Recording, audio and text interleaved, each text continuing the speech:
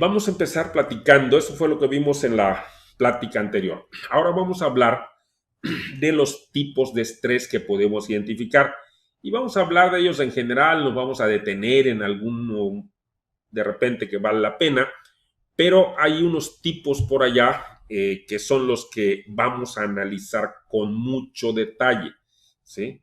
Por ejemplo, el estrés agudo, el estrés crónico, porque esos son los que realmente están en nuestro día a día y si no los tomamos en cuenta es lo que nos puede afectar en la salud. Bueno, estamos hablando de una clasificación. Entonces tenemos el estrés absoluto, lo vamos a ver con detalle, es uno de los que vamos a ver con detalle, así que no te voy a hacer ningún comentario. El estrés relativo también lo vamos a ver con detalle, así que sin comentarios en este momento. El estrés agudo también lo vamos a ver con detalle, así que sin comentarios en este momento. El estrés crónico también lo vamos a ver con detalle, sin comentarios en este momento. Este sería bueno saberlo porque si alguien empieza a checar alguna literatura sobre estos temas, se va a encontrar con que hay un estrés positivo que se le llama euestrés.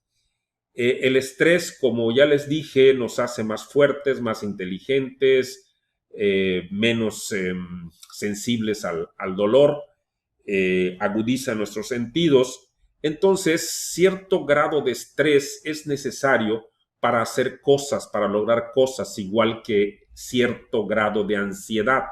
Es lo que nos mueve, es lo que nos empuja a hacer cosas. Así que si tenemos un nivel de estrés que nos lleva a lograr nuestros objetivos y a ocuparnos y a levantarnos temprano y hacer lo que tengamos que hacer, eso podríamos llamarle un estrés positivo. Es un estrés que empuja para crecer. Pero el otro estrés, el que nos enferma, es el que le llamamos estrés negativo o diestrés, que para mí su característica es que no lo controlamos y que en muchas ocasiones, la mayoría de las ocasiones, es 24/7. Estoy estresado 24 horas al día, 7 días a la semana, las 52 semanas del año. Bueno, entre otros tipos de estrés tenemos también el estrés postraumático. Esto es cuando sufrimos un evento, como su nombre lo dice, traumático, como puede ser un accidente de tránsito, alguna intervención quirúrgica por algún problema muy serio de salud, cosas de esas que ya sucedió el evento, ya me operaron o ya salí del accidente, ya me recuperé, pero en mi mente de repente pasa algo aquí afuera y se dispara el estrés postraumático y vuelvo a vivir emociones como las viví en el momento en que estuve en el accidente. A veces la muerte de una persona también hace eso. También el estrés posparto, las parturientas a veces después del parto están estresadas. También es un tipo de estrés postraumático. El estrés laboral puede ser de cualquiera de los tipos que hemos visto, pero su característica es que las condiciones de trabajo son las que generan ese estrés. Hay profesiones muy estresantes, más que otras, y inclusive hay algunas industrias en donde los años de productividad laboral se recortan, te jubilan antes, porque la posición que estás desempeñando es de alto estrés. El estrés adaptativo es una herramienta que tenemos todos cuando hay un cambio en nuestra vida, un cambio significativo. Hay una etapa en donde tenemos que adaptarnos a nuestras nuevas circunstancias. Entonces es adecuado tener los sentidos muy agudos para ver los riesgos. Por ejemplo, en el caso de que nos cambiáramos de ciudad, podría ser una ciudad nueva, no conozco las calles, no conozco la costumbre, los horarios.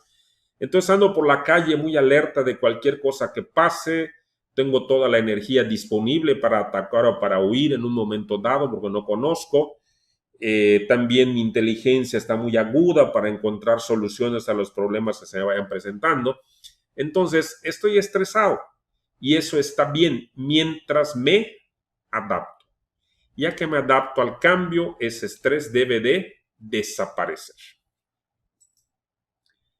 El agudo episódico, esto se refiere o generalmente se presenta en personas con exigencias irreales, tanto propias como provenientes de la familia y de la sociedad. Personas con exigencias irreales. Tengo que hacer feliz a mi pareja. Tengo que resolver la vida a mis hermanos menores. Tengo que volverme rico en un tiempo récord. Tengo que sacar 110 en todos los exámenes. ¿Ok? Entonces, son exigencias irreales. Nunca se van a poder lograr, ¿sí? Ser perfecto. Entonces, eso suele estresar a las personas. Yo conozco muchos estudiantes, bueno, ahorita ya terminaron sus carreras. Yo he dado clases en la universidad desde hace como 36 o 37 años, una cosa así, mucho tiempo. Entonces, pues he tenido la oportunidad de conocer este tipo de personas que tienen pues una posición económica acomodada, son muy inteligentes, bastante responsables y demás, pero viven permanentemente estresados por sus trabajos de la escuela, por hacerlos perfecto, peleándose con su equipo porque no hacen las cosas bien y desesperados por las fechas de los exámenes. Siempre van a sacar 100, pero cuando entran al examen piensan que van a reprobar, siempre. Entonces está difícil este tipo de estrés. Muchas veces vivir permanentemente en este tipo de estrés durante mucho tiempo episódico, porque es eso, se da por episodios, época de exámenes, época de esto, época de lo otro, época de entrada de los niños a la escuela. Bueno, esto las convierte en personas irritadas y beligerantes con una angustia permanente y que siempre están preocupadas por el porvenir. Si ustedes han estado siguiendo también las pláticas que hemos hecho sobre ansiedad, por ahí tienen la de Hablemos de Ansiedad, van a ver que esto es muy parecido al asunto de la ansiedad. Y si me dijeras, Miguel, ¿y cuál será la diferencia entre un cuadro de ansiedad y un tipo de estrés agudo episódico? La principal diferencia es que en el cuadro de estrés agudo episódico tienes en la mente más o menos claro qué es lo que te está estresando, cuál es la amenaza. La amenaza es que mi hermanito lo despidieron de su trabajo y va a perder su casa de que estaba pagando y su coche. O que mi papá tiene una enfermedad y yo ni soy médico ni soy santo para poder curar a mi papá, pero no duermo, no vivo por estar pensando en que algo debería estar haciendo para sanar a mi papá. Es mi responsabilidad, ¿ok? Entonces, puede identificar esta persona. Esto es lo que me está estresando. En cambio, cuando hablamos puramente de la ansiedad, la mayoría de las veces no podemos identificar qué es lo que nos está produciendo ansiedad. Sentimos la amenaza, sentimos el miedo, tenemos ganas de correr, de hacer cosas, nos enfermamos a veces, tenemos síntomas de enfermedades, vamos al hospital y nos dicen que no tenemos nada, pero no podemos identificar con claridad qué es lo que nos está provocando ese estado. Ahí podemos notar una diferencia importante. En el estrés, generalmente, ¿qué te tiene estresado? Los exámenes. En la ansiedad, ¿qué te tiene ansioso? No lo sé. No lo sé, no lo puedo identificar. Generalmente eso sucede y están conectados, ¿eh? Un estrés constante, permanente, nos puede disparar ansiedad, pero sobre todo la ansiedad, cuando la mantenemos durante mucho tiempo, nuestro cerebro empieza a percibir el estado ansioso como una amenaza. Y como es una amenaza, hay que responder, hay que estresarse.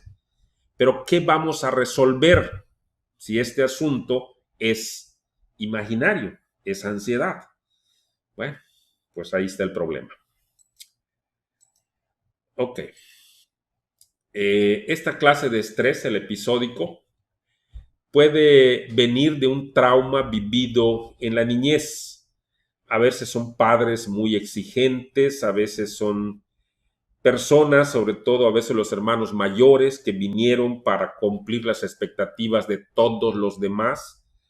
A veces alguna cuestión que se podría considerar como un defecto físico tal vez, o ser muy chaparrito, muy gordito, muy blanquito, muy morenito, o porque tengo un ojo un poquito más grande que el otro, hace que sintamos que tengamos que compensar eso, que ser los mejor de lo mejor de lo mejor. Y no está mal esa necesidad o esa fuerza para superarse, pero cuando ya se vuelve en este tipo de estrés que nos está enfermando, pues entonces ya no vale la pena. Las personas que tienen este tipo de estrés muchas veces no son conscientes de ello, pues lleva tanto tiempo con ese sufrimiento que ya se ha acostumbrado. ¿Ok? Entra un estado de indefensión emocional. Y luego tenemos el estrés oxidativo, que en alguna ocasión tengo idea de que ya platiqué algo de esto. El estrés oxidativo es algo que sucede a nivel celular, ¿sí? Para poder tener energía y hacer lo que tengamos que hacer en la vida, es una combinación entre oxígeno, y vamos a decirle así, aunque técnicamente el nombre puede cambiar, podríamos ser glucosa, glucógeno, y varias formas como le podemos llamar, carbohidratos, también le llamamos así, combustible, azúcar vamos a llamarle en términos generales. Esa combinación entre el azúcar y el oxígeno, ahí en nuestras células, en unos pequeños organelos que tenemos por allá, muy pequeñitos, muy microscópicos, lo que hacen son como una batería o como un hornito que combinan el azúcar con el oxígeno y se produce energía. Y eso está muy bien. ¿Cuál es el problema? El problema es el siguiente. Para producir energía necesitamos un combustible y un comburente.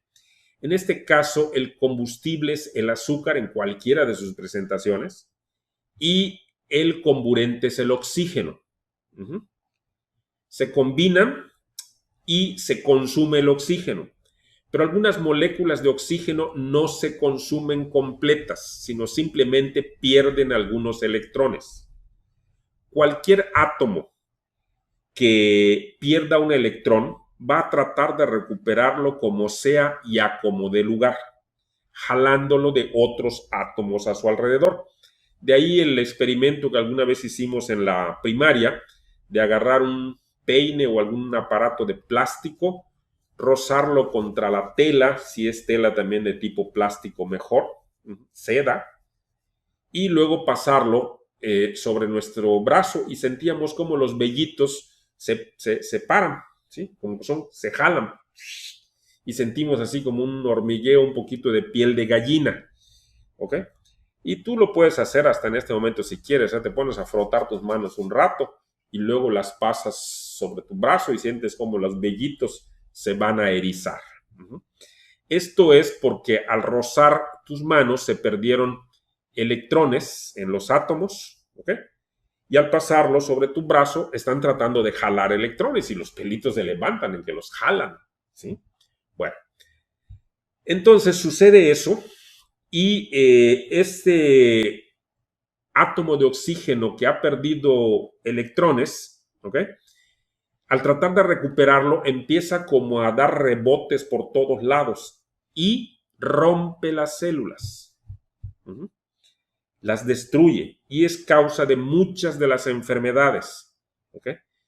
Y específicamente se le conoce como estrés oxidativo y es una de las principales causas también de envejecimiento. Así que respirar tiene sus consecuencias. Bueno.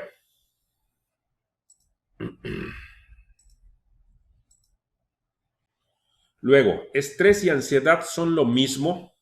No, ya lo vimos hace un momento. No son lo mismo. esta persona podría estar estresada.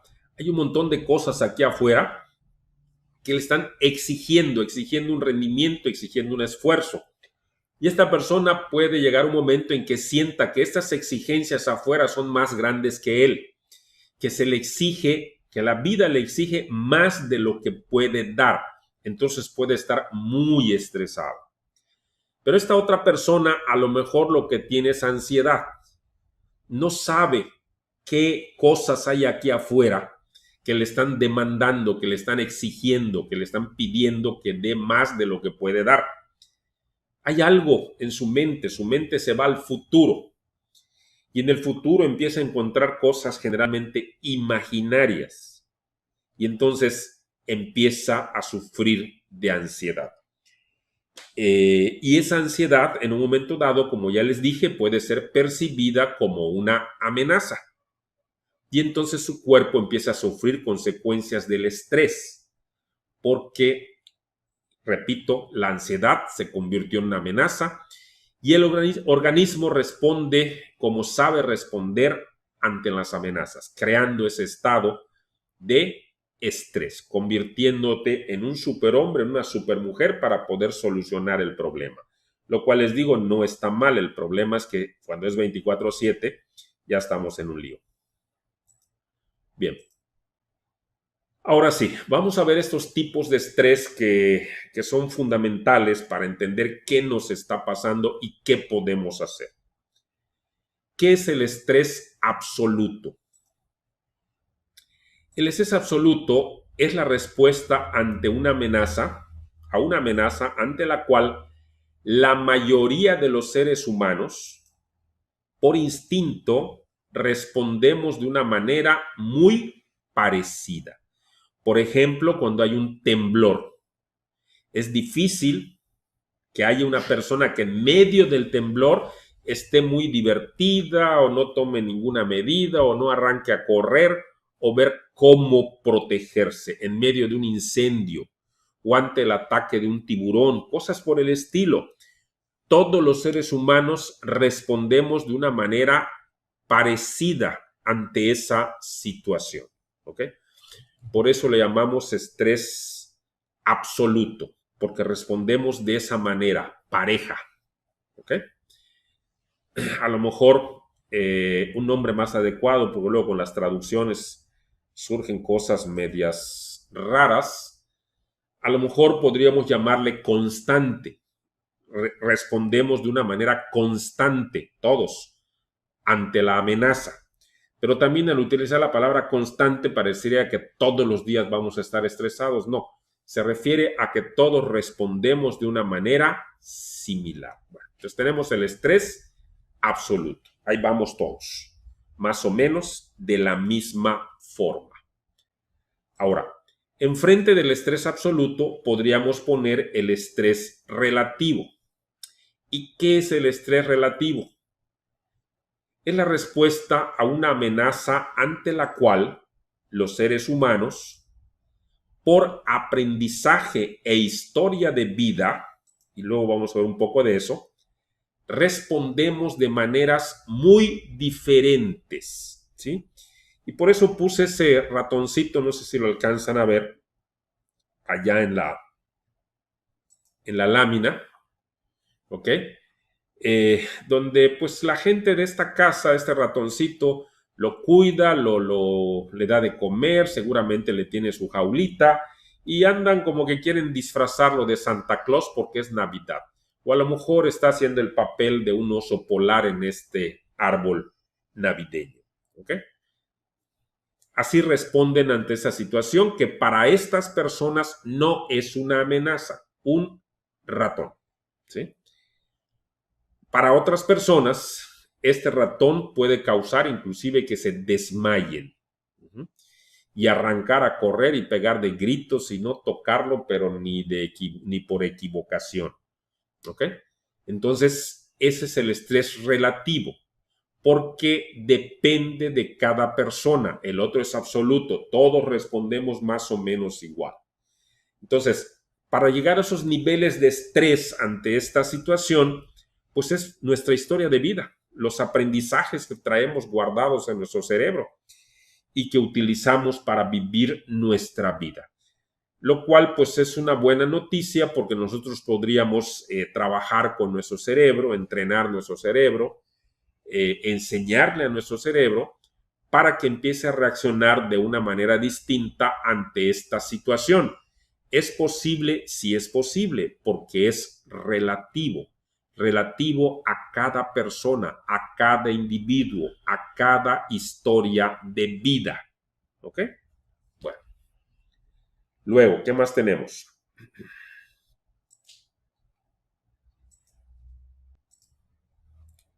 ¿Qué es el estrés agudo? Alguien piensa, agudo, ahí viene el malo, ahí viene el malo. No, el estrés agudo no es malo, el que le sigue es el malo.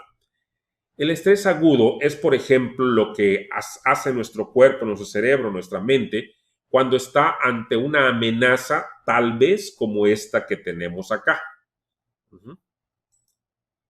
Entonces, es la respuesta ante una amenaza real. Es real, este perro no es imaginario, allá está. Sus dientes no son imaginarios, allá están. Cuando pasa la amenaza, entonces el cuerpo recupera sus niveles bioquímicos y de funcionamiento normales. Vimos en la plática del 4 que hay unos procesos químicos, bioquímicos muy importantes a través del cortisol, la adrenalina, la noradrenalina, que son las que producen esos estados de estrés, ¿sí? Se nos acelera el corazón, se tensan los músculos, etc. Bueno, todo eso pasa cuando estamos ante una amenaza real como esta. Pero cuando pasa la amenaza, todo eso desaparece. Vuelve a estar en sus niveles normales. Eso es el estrés agudo. ¿Sí? Es un pico y luego regresa a su normalidad. Entonces, para eso está hecho el estrés. No tenemos ningún problema, igual que todos los demás seres vivos. Nos estresamos ante una amenaza real, pasa la amenaza real y el estrés desaparece. Y nuestra vida sigue bien y el mecanismo del estrés funcionó y nos protegió de la amenaza y estamos vivos y a salvo. ¿Ok? En esta curva, en esta gráfica podemos ver la curva. Estamos acá muy tranquilos, caminando por la vida, aparece este bicho, el estrés se dispara, llega a sus puntos extremos, inclusive con ese estrés podíamos pelear con este perro. Hay gente que lo ha hecho y ganarle. ¿Cómo? ¿Quién sabe? Pero lo puedes hacer porque tu mente inconsciente, que es la que va a controlar el proceso durante el estrés, tu mente inconsciente no sabe que no es posible. Y como no sabe que no es posible, lo hace. Y este perro se avienta y tú en tu instinto de protección o de defensa, te lanzas también contra el perro, lo agarras por el cuello y lo aprietas con una fuerza que jamás imaginaste que tenías, pero que la tienes, y le puedes quebrar el cuello al perro. O subirte un árbol como nunca te imaginaste que lo ibas a poder hacer, o brincar todos los muros que hayan de frente a ti como si fueras un caballo de carreras. ¿Quién te produjo eso? El estrés. ¿Quién te salvó la vida? El estrés. ¿Ok? Pero una vez que llegaste al extremo e hiciste lo que tenías que hacer para defenderte, como ya no hay amenaza, entonces todos tus niveles bioquímicos, el latir de tu corazón, tu presión arterial, los niveles de azúcar en tu sangre, etcétera, etcétera. Decíamos, regresa el estrés a sus niveles normales, seguimos caminando por la vida muy felices y muy contentos porque tenemos un poderoso mecanismo biológico, psicológico, emocional, genético, evolutivo que nos mantiene a salvo de la mayoría de las situaciones peligrosas en la vida, en el mundo. Todo muy bien. Bueno, y si todo está muy bien, entonces, ¿cuál es el problema? El problema es este, el estrés crónico. ¿Y qué es este estrés crónico? Mira, es algo así como esto que estamos viendo en la imagen. Es la respuesta ante una amenaza generalmente imaginaria. Nos vamos a ir de viaje la próxima semana y nuestra mente ya está pensando, ¿y si me deja el taxi que voy a pedir para que me lleve al aeropuerto? O no consigo un taxi a esa hora y llego y ya se fue el avión. Y si al estar documentando mi equipaje me atraso o se me pierde algún documento, y si llego y no tengo ni siquiera es el día que vas a viajar, falta una semana, falta un mes, y ya te empezaste a estresar. Y si le pasa algo al avión, y si llego a donde vaya a llegar y no aparecen mis maletas, y si me subo al taxi equivocado y me asaltan, y si llego al hotel y no respetaron mi reservación, y está pensando en eso todo el día, dándose cuerda, ¿okay? Provocándose ansiedad. Y esa ansiedad lo está estresando. ¿Y saben qué? Como la amenaza es imaginaria, porque ni falta un mes todavía de irse de viaje, falta una semana para irse de viaje. O alguien está pensando que lo van a despedir, o alguien lo está pensando que se va a enfermar, y con esto de la pandemia, el coronavirus, no tienen ni idea de qué está pasando en la mente de mucha gente. Como la amenaza es imaginaria, ¿qué puedes hacer? ¿Qué vas a atacar? ¿Qué vas a resolver con esos niveles de estrés que tienes? Lo que pasa es que no puedes dormir, lo que pasa es que a lo mejor empiezas a tener algún tipo de taquicardia, lo que pasa es que tu presión arterial está hasta arriba, lo que pasa es que amanece y te estás rompiendo los dientes por el bruxismo. Todo eso lo platicamos en la sesión anterior, todos esos detalles, ¿sí? Que puede producir el estrés. Como es imaginaria, la amenaza no pasa, no desaparece 24/7. O también como la amenaza que representa un celular que está suene y suene y suene. ¿Ok? Hace 2 horas tal vez, después de almorzar, siempre acostumbro a hacer alguna terapia en mi celular. Generalmente, como ya les dije, mi celular está en modo no molestar. Sin embargo, como tenía pendiente una llamada de una persona, le quité el modo no molestar y se me olvidó regresarlo. Me puse a hacer la terapia y como a los 20 minutos empieza a sonar el celular. Bueno, corté la llamada medio dormido, medio en trance, y según yo lo puse en modo no molestar, pero no lo puse, no me di cuenta que no lo puse, creí que sí lo puse y lo volví a poner. Y al rato volvió a sonar. Ahora sí, volví a cortar la llamada y me aseguré de que estuviera en no molestar y terminé la terapia. Pero si no tenemos ese cuidado, esto no nos deja en paz. Nos está estresando hasta cuando estamos durmiendo. En la mañana tenemos el despertador a las 6 de la mañana o a las 7 de la mañana, pero entran primero llamadas que el despertador. Entonces no estamos descansando. Tenemos un estrés permanente, por eso se llama crónico. Bueno, entonces el cuerpo se mantiene permanentemente estresado. De todos los tipos de estrés que vimos por allá, que algunos son naturales, desaparecen, el postraumático hay que trabajar con ello. Creo que los más complicados son el episódico.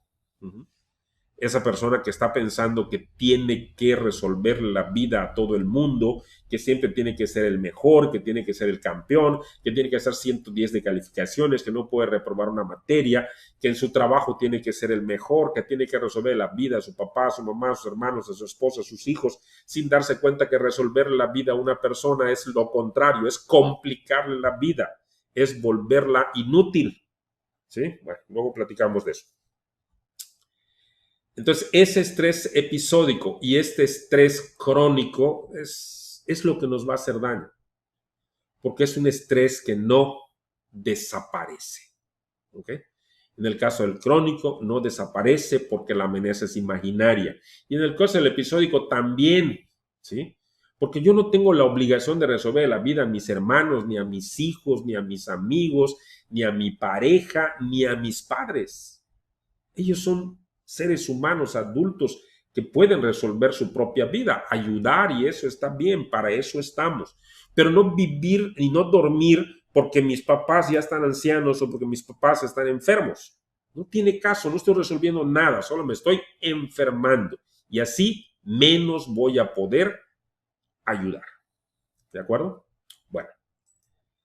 En este caso, si trazamos una gráfica de este tipo de estrés, nos estresamos por cosas imaginarias como esta. Sentimos que alguien nos acecha, que alguien nos persigue, que algo malo nos va a pasar. Y no disminuye, se mantiene, se mantiene, se mantiene, se mantiene, se mantiene.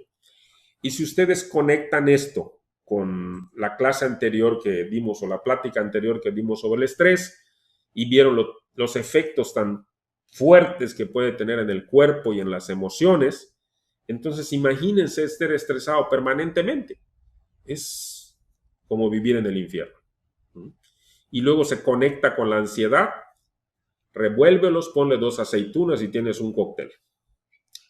Bueno, este video es parte de una de nuestras pláticas gratuitas.